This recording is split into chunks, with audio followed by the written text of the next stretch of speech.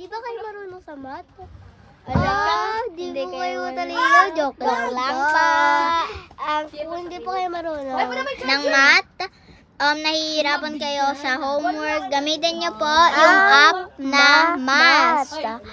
Ayun, sasabihin sa'yo kung ano sagot ang hindi mo alam. O, itetest po natin, okay? Wait lang. Dito sa type, mag-type ka ng kahit ano. Wait lang. Mahirap eh. Naglo-loading yung cellphone ko.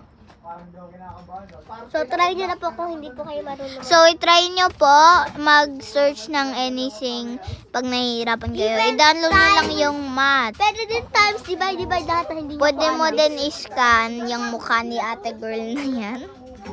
Okay, yun lang po yung i-vlog natin ngayon. Bye-bye! Like and subscribe!